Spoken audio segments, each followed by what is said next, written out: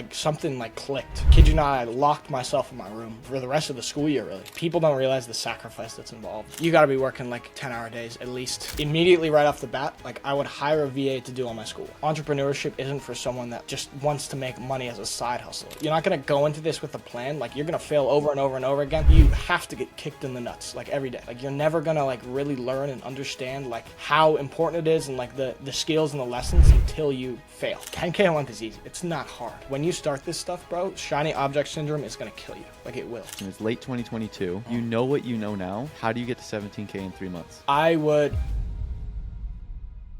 I probably shouldn't say this. My mom's probably gonna kill me if she watches this, but like my grandpa and grandma have like Alzheimer's, and Okay. they were shopping for my brother for a Christmas gift, and they forgot like how old he was, and they went to like some like they went they went to like some like self-care store, and like there were like two shelves, right? One was like a self-care kit with like shaving cream and everything, and one was like a self-pleasure kit, had like a vibrator. No. And like my family of like 15, bro. 15 or like 20 people. Like my brother Alex, he's opening his gift, bro. He's like 17. He's Opens 17 this years thing. old. Yeah, and he opens it and it's like this like self-care kit with like vibrators and like lube. Bro, it's crazy. And everyone was dude, everyone was dying laughing. It was hilarious. And my grandma and grandpa like forgot they had given him it. They were just like they had no clue, dude. It was crazy. But man, that's gotta be the craziest thing. Other than that, bro, my life's been boring. It's just been business. I'm going to have to sit with that for a second. Yeah. What okay, it doesn't matter how old he is. The thing that I don't quite understand about this story is that you preface this with the problem being how old your brother was. No, that was the main problem in this story. No, I'm saying, dude, it was, dude, it was so weird, bro. Oh my gosh. Oh, fuck. Okay. Well, life has been boring, but That's a doing the good thing, boring though. work, That's a good thing. yeah, I was going to say, you do the boring work long enough and all of a sudden life isn't boring. So I guess we'll start this off by, take me back, rewind and share the story of, let's say, the last 3 years of your life. So 3 years, May of 2021. Whew. So that was me going, like I was about to finish junior year, right out of COVID. Summer going to my senior year, not business oriented at all. Had my senior year, it was fun, did the thing, like went out, did all that stuff. And then the drive kind of started like summer after senior year. It was like summer of 22, and never done anything business before. The only thing I'd like actually done was like mow lawns for my dad. Yeah. And I just like came across SMA. When I had TikTok and all these social media things, I was scrolling and I think I saw one guy. It was like, here's how you can make this money with a side hustle, right? And I came across it, and then I kind of did my research. I started my first year of school in Florida University. And in my mind, like the business thing was going to be a side hustle, and like the main thing was going to be like focus on school, focus on university, do all that stuff, like be a good kid. And then, I mean, when I got there, it was weird because I was in a single, thankfully. Like I was in my own room. I wasn't in a dorm with like two, like I was, but it was my own room. Like I had stuff to myself. And like something like clicked, right? Like I started going out, I started like doing things with these people, and I kind of realized these aren't my people. Like these are just, yeah, you know what I'm saying? Like these guys just like go to the beach every day, get These hammered. guys are a bunch of fucking degenerates. They just go to the beach every day, like drink and just like, and like don't get me wrong, it's fun, but like that was the only like goal in life. Don't get me wrong, I was too.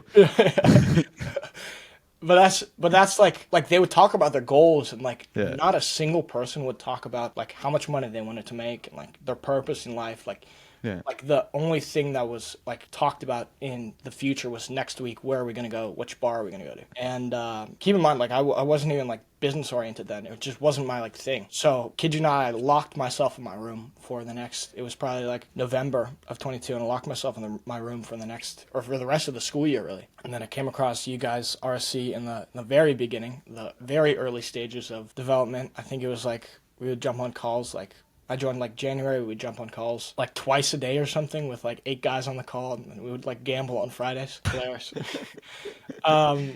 But yeah, I joined Fucking, RC in the very early stages, and then I like got my first client, and she was fine. I remember this. I remember Yeah, these days. the We struggled for a long time. it was permanent makeup, bro. And like, dude, I sold like $1,000 package, and I brought like 6K in revenue in like 30 days. And for me, that was huge. Like, I didn't think I could do that. And then she was happy. I wanted to keep going with her, but then she ended up being broke, and like I couldn't do anything. And so then I switched niches, and then I went into massage.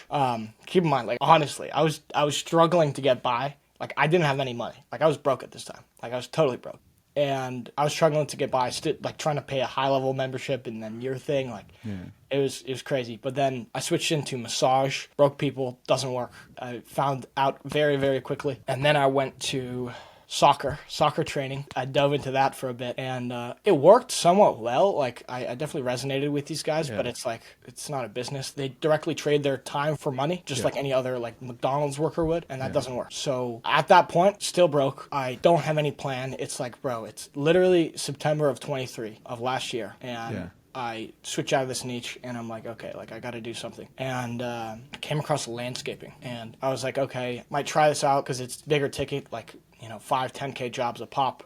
Why not, So I kind of did my research, but then I really, really started doing outreach and dialing and everything. I'd say like end of October, and that's when I got my first client. Still have that client to this day, but got my first client, and I followed Matt Dean's model of performance and commission, which now has served me very, very greatly. But I started that model working off 5%, and it went okay. I had a couple clients going into the new year. 2 of those clients churned, and then I brought on 2 other clients, which those 2 clients are now my best performing clients. But it's been crazy. Like January was just like bad, and then March was the biggest month. I hit 10K, and then February was the biggest month. I hit 10K, and then I hit another 10K in March, and then April was even bigger. I hit 17. 17? Yeah. What do you think changed about you? Like, because I remember the flooring stint. Yeah.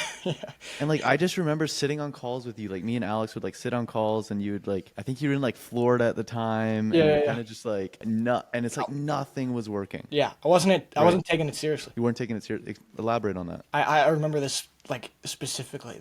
For some reason, Jackson had come into the game and wanted to help out, and I was Jackson? Williams.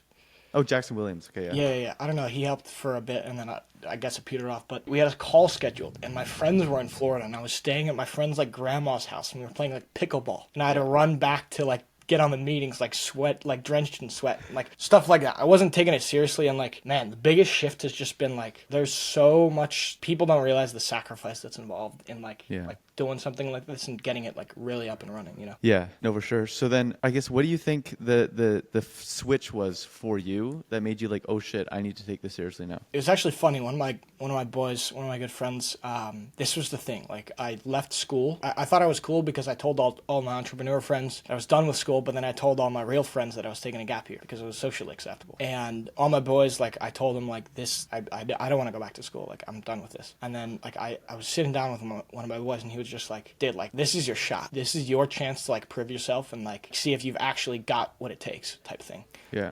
And I don't know why, but that like hit me. That just like lit a fire under my butt. Just like was like I need to like really take this seriously, or else I'm screwed. Like I'm so screwed because then I have to go back to school and do the normal thing, So if you, when did you start this again? Like, what was it? I started doing like research in like late 2022. So let's put this hypothetical situation. It's late 2022. Yeah. We rewind. We put you back in that situation. You know what you know now. How do you get to 17K in 3 months? That's a good question. I think there's a ton of pillars to this. There was a masterclass you did like a while ago in RSC where it was like you need like the 3 pillars. It was like health, wealth, and like your social life and relationships. Yeah, exactly. Yeah. And I mean, starting off immediately right off the bat, because I was in school at that time. Immediately right off the bat, like I would hire a VA to do all my schoolwork. Kid you not. Like that's the first thing I'd do. I have no leverage on my time. I know I'm leaving school. Like I don't need it. From Step there, one. Step one. Hire a VA to do your schoolwork. Hire a VA to do your schoolwork. Yeah. What's step two? Step two, for me at least, I think it's overlooked, but it's like your health. Dialing in my sleep, going to bed and waking up at the same time every single day without any exception. Like no going out, none of that stuff. No sugar, no alcohol, low carb diet. At least that's what works for me. High protein, working out every single day. Because like I don't know if you know, but I'm working with Martin and Neon. Dude, it's like night and day now. It's night and day because like my mind is clear. Yeah, like I heard something about that, yeah, I can actually work on my business and not have like these distractions. But yeah, a huge thing is like distractions. Like I don't think people realize how distracted they are until they like actually audit that and realize like, holy, you know what I'm saying? And it was this quote where like the rich people, they don't do anything special. They just do less things than you do or whatever it was, you know? Yeah. So yeah, step two is like dial in your health. Okay, so before we get into step three, then I want to hone in on that because like that's even a question that I get asked like a lot, and you know I don't know if you've done a lot of networking too, but with the success you have, like I'm sure you're gonna get asked this question a lot too of like what does a day in the life look like now? So now I'm not up at like 4, like I'm not up at like 6 anymore because I've found that I needed more sleep. But I go to bed at 10. I wake up at 6:45 in the morning. I worship. And then I go straight to the gym, and then I come back. I have a sales call or two, and then from there, let me pull up my calendar actually. I have some tasks, just like simple stuff, just like ads, checking in with my media buyer, making sure like he's dialed. I've got role play.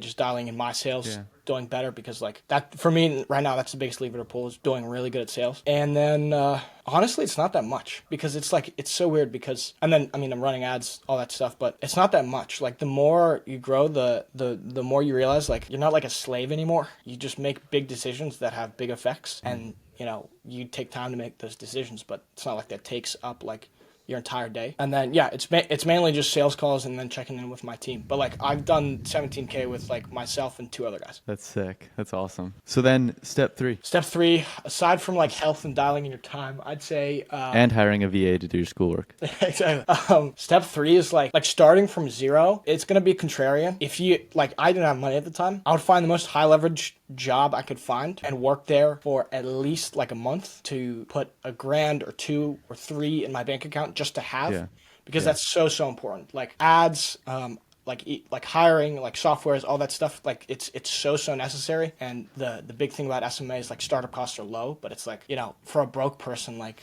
you know, that's a lot of money, right? So just save up some money to put right into ads and then right into client acquisition.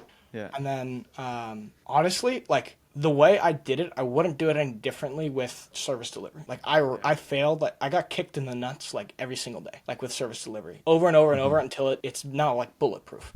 It's bulletproof. Like it's so good. I wouldn't do it any other way. I wouldn't hire anyone. I wouldn't like do any of that stuff. I would go straight and do service delivery yourself. And you got to be working like 10-hour days at least, just dialing everything in, because like especially from 0 to 10, 12K a month before you start hiring, before you start doing other stuff, like there's always something to be done to grow. And then step 4 is like set the expectation with yourself that like this will actually be hard. The Alex Hormozy quote of like, this is what hard feels like. Yeah. Like, dude, if you told me like the shit I would have to go through from like back then until now, and I mean it's not like I haven't like suffered or anything, but like it's been very, very difficult. Entrepreneurship isn't for someone that just wants to make money as a side hustle. You like it. You either go all in or you don't. So finish that sentence though. If you told me how hard it was going to be, if you told you were going to say if you told me how hard it was going to be when you were first starting out. Yeah. And then you got fucking distracted, and then your fucking monkey brain got distracted. Yeah, dude, this is a huge thing I actually want to touch on. Like last summer, dude, totally fell off. Like I don't know if you remember this, but like I stopped showing up. I stopped showing up to RSC calls. Like I just was ejected from everything because like part of me wanted to, but then part of me was like, oh, I've been away from RSC for so long that if I come back, like someone's gonna keep me accountable and say like you're slacking. And I didn't want, like, I was a wimp. I remember that. I was on a phone with you while I was at the gym. Yeah. Do you remember that conversation? Yeah, dude, Alex was on that too. Yeah, it was me and Alex. I think we were on a Discord call, and I was at the gym. Yeah. We were just talking to you for like 45 minutes. Yeah, and you were ripping through me, and I was like, you're just being honest, and like I needed that, obviously. Yeah. It kind of set me straight, and then from there, like, man, yeah, like, cause my friends like being home, especially like them being here. Yeah. I didn't set any, like, that's a huge thing. Like, you have to set a boundary with yourself. Yeah. Because like if you have like a job or an internship, you have these like strict hours that like you can't bother this guy because he's actually working. But like with entrepreneurship, you can technically do whatever you want. Like you can. But if you don't set that boundary with yourself, like anyone can screw with your time and screw with your environment, and you're just like you're done. So Wait, I swear we've gotten a VA to do our schoolwork. gotten a VA to do our schoolwork We've dialed in our schedule. and our health. What was the third We thing? spent a month, 6 weeks working at another job to save up a couple grand. Yeah, and then from there, what? Now you only have 6 weeks to do it. That's true. That's true. You just wasted the first fucking 6 weeks. No, relax. And then from there, the issue is it's very like you're gonna find out type thing. Like you're not gonna go into this with a plan. Like you're gonna fail over and over and over again, and you have to write up a new plan because you failed so much. Like 6 weeks in, make that money, or even like you can start pumping money into ads and making ads like while you're making money from your job. So like let's say theoretically 2 weeks. From there, like you start running ads, you start taking sales calls. Do not care about your service delivery. Do not care about your service delivery until you told me this and I was like, bro, like I have one client, I just want to try it out. And you're like, bro, come on. But even with like 5 clients now, it's still difficult, but it's much more doable. But like, got to get decently good at sales. If you don't have case studies, go straight for don't work for free. Don't do a paid trial. Just work off commission. Just literally, that's all you do. Yeah. No setup, no nothing. Just work off commission. Sign as many people as you can on, and just like you have to get kicked in the nuts like every day, and just fail. I like the saying like hardship makes the hero. Like you're never gonna like really learn and understand like how important it is and like the skills and the lessons like until you fail. So straight into ads, sales calls. You should be closing at a decent rate because it's a commission thing. And then from there, just start. Once you've got, I'd say around like 4 or 5 clients, then you can start caring about service delivery. And then, just work off commission. I mean, like, this was something I was thinking about before. It's like, if I'm going to work off commission, I'd much rather do it in an industry where the ticket is a lot bigger. Otherwise, it turns into a logistical nightmare. Like, if I did this for gyms, bro, like, dude, that would suck. But I'd say commission works when the ticket is higher. No, for sure. 100% agree. 100% agree with that. So how many times have you wanted to quit? Bro, oh man, like so many. Was there ever a time where you're like, I want to quit. It's like, I am done. Like, I'm just done. I feel like I never actually was like ready to, because especially when the fall kind of started, my friends left, like the fear in me kind of drove me and got me to the point where like, if you quit, like you fail. And like, it's another Alex Hormozi quote. It's like, if I do not quit, I cannot fail. And I was willing to put in the work. Now, obviously, it's very, very difficult. But like, there were points where I like hated my current situation so much, like that it didn't even like drive me to quit. It drove me like even further to make me like do the work and do the things that were necessary. Fear is the biggest motivator. Like that's just a fact. Fear is the biggest motivator, and for me, like, it got me to the point where, like, because like I did not want to go back to school. If there was one thing that I didn't want to happen in my life, like it was, I could not go back to school. Like no way. And that scared the living daylights out of me. Like thinking about that and like going back to my friends and my family saying like I failed. And I've turned that around obviously and made something of it. But it's like it's the biggest driver for me has been one, fear, and then also just like proving other kids wrong. Like, I know it sounds like almost silly, but it's like, dude, I can't tell you how many times and how many people like that like weren't really my close friends would just like shit on my ideas and like what I was gonna do because like it wasn't the normal thing. It wasn't the societal norm. Yeah. I made it through. Glad you did. Oh yeah. So why didn't you jump to IPGA or jump to all these new opportunities when you were facing these times where you felt like quitting? It was best illustrated when Alex Hormozi was talking about like the S curve that these guys go in, where like the Dunning-Kruger effect. Dunning-Kruger effect, where like bro, I was stuck in the valley of despair for like eternity, bro. And there were times where I had shiny object syndrome. Like when you start this stuff, bro, shiny object syndrome is gonna kill you. Like it will. And it's going to make you jump and jump because like the reason it's an opportunity is because it's hard, because no one does it. So that's why it's an opportunity, because if it was easy, everyone would already do it, which means the opportunity would already be gone. For me, it was like that's the biggest thing. It's hard and I get that, but that's why it's an opportunity. Like not everyone does it. Right? If if I put my money into a stock and it was guaranteed to triple, right? Everyone would do that. Everyone would do that because it's easy. Like, it's easy money. But like, there's like a dichotomy here of like, money is and is not hard to come by. For people that like want to get rich quick, they have to realize that money is not hard to come by because you have to put in the work to do so and to get the money. But like, once you're there and once you do have the money is not hard to come by.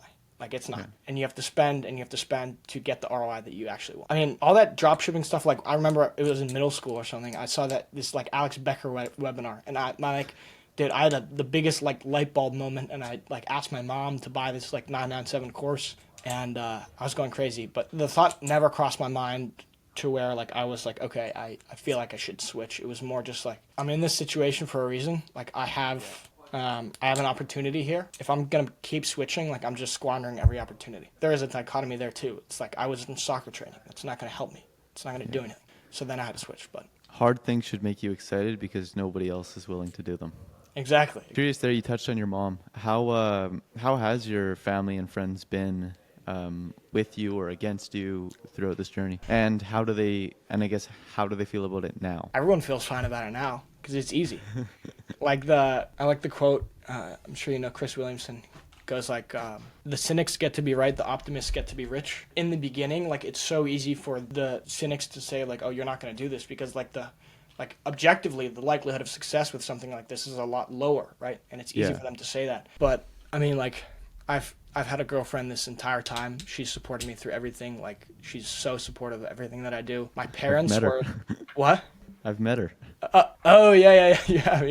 It's weird because like my parents they were supportive of me, don't get me wrong, but they were skeptical because they thought this was like, making money online is very foreign to them. So like I see why they feel that way. Yeah.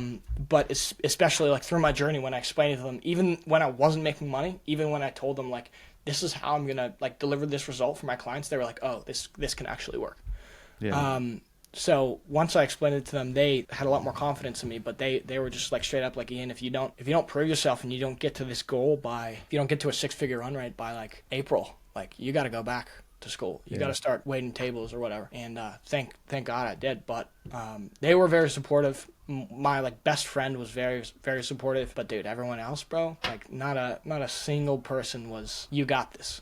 Everyone was skeptical. Like, everyone was just like, yeah, I mean, you'll probably just end up going back to school. Like, it's a side hustle. Like, has your life changed at all? Like, are you doing anything? Like, is your day to day, like, you bought anything? Like, have you done anything? Nothing. I mean, like, I've bought like a few clothes from like freaking Lululemon, but like a couple $100. And a nice Roback hat. Yeah, exactly. But like, if you're talking about my day to day has changed because the operations and the business have. Yeah. But like, 10K a month is easy. Like, it's not hard. Like, and it doesn't change your life. It's not going to change your life because that's like it's like a grain of rice in the grand scheme of things. My life has not changed, especially like material wise. Like, I haven't bought anything necessarily crazy. Like, the only things I've paid for have actually amounted to anything have been just like things that were going to get me some ROI and have. But like no personal expenses really, just business stuff. Alrighty. Well, do you have any last words of wisdom? Not wisdom. I wanted to say something though, because it was like, I was thinking about this before we had this little podcast. Dude, I don't know if it was directed at me. I don't care if it was directed at me. That's totally like, I don't care. But we were on an RSC call and like in the fall at some point. I think this was before I really started ramping up. Yeah, some of the OGs were on and then some new guys and whatever. Yeah. And you were just like shitting on us for no reason. I don't know why. But like, you were just giving like us the real deal. Cause like, you know, that's a good thing. Like, the tough love, right? Yeah. And bro, I don't know if it was directed at me. Doesn't matter if it was, but you were just like, I guarantee you some of you won't make 100K in a year. And I was like, I didn't care if that was directed at me. That like lit me up, bro. That lit me up.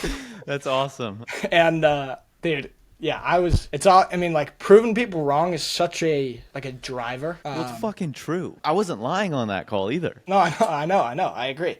Like, thinking, like, even if I was one of those guys, that scared me. Because I was like, what am I? Like, who am I? I didn't want to be some, like Starbucks worker. Like, you know what I'm saying? But yeah, that hit me. Other than that, like, final advice, just like you're gonna have to make sacrifices. That's the biggest thing that I've learned. I've had to give up hanging out with friends. I've had to give up absolutely everything doesn't directly benefit my business. Yeah. So whether it be hanging out with my friends, going out on the weekends, or like eating unhealthy food, spending my time elsewhere with like shiny object syndrome, it's like you have to make sacrifices, and everything you do has to at least have some impact on your business. It's like lunch I'm about to eat is gonna make me be more productive, or like going to the gym, or like stuff like that, right? Outside of that, you can't. There's not much room for being an idiot.